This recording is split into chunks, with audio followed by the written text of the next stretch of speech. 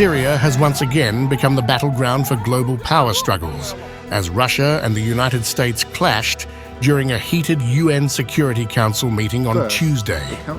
Both countries accused each other of supporting terrorism, as fresh violence has seen Syrian rebels take control of Aleppo. The offensive, spearheaded by Hayat Tahrir al-Sham, HTS, has sparked intense debates at the UN about Syria's escalating conflict. US Deputy Ambassador to the UN, Robert Wood, called for de-escalation and civilian protection, highlighting HTS's role in the rebel assault. The fact that HTS is listed as a terrorist group doesn't justify the Assad regime's atrocities with Russian backing, Wood stated, pointing to rising civilian casualties from airstrikes on schools and hospitals. Colleagues, the United States is closely monitoring the situation in Syria. For many years, the Syrian government has been engaged in a civil war backed by Iran, Russia, and Hezbollah. All three of those actors have recently been distracted and weakened by conflicts elsewhere, and so it is no surprise that we have seen actors in Syria try and take advantage of that over the last several days. Russia's UN ambassador, Vasily Nebenzia, fired back, accusing Washington of hypocrisy and failing to condemn the violence against Syrian civilians. You were unable to summon the courage to condemn a clear terrorist attack, Nebenzia said, criticizing the US for supporting factions opposing Syria's government. Your speech today became a clear confirmation of the double, or rather unscrupulous bottom of the foreign policy of the outgoing American administration.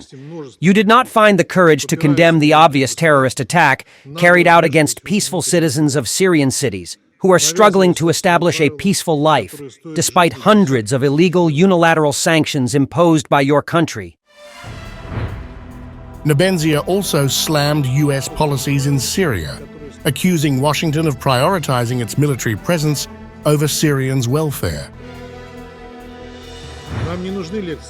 Moreover, you slyly claimed that the attack on Aleppo and northwest Syria was carried out by some rebels, who in your vicious picture of the world are terrorists and extremists attacking those countries that pursue an independent foreign policy that does not meet the interests of the United States. He further criticized the US occupation of parts of Syria, accusing Washington of exploiting the country's natural resources. You did not even notice how you gave yourself away by promising to protect not the lives of ordinary Syrians, but only American soldiers illegally occupying certain areas of Syria and shamelessly plundering its natural resources. Today, we have once again seen that there are no crimes that the United States would not be willing to hush up for the sake of profit and gain. Be it the death of 45,000 peaceful Palestinians or a terrorist attack on peaceful Syrian cities by armed thugs. On the ground, the fighting continues.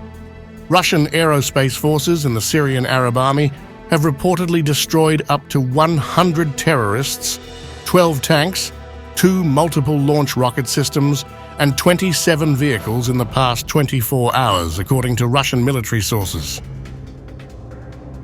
Meanwhile, Russian President Vladimir Putin and Turkish President Recep Tayyip Erdogan held an urgent phone call to discuss the rapidly escalating situation in Syria.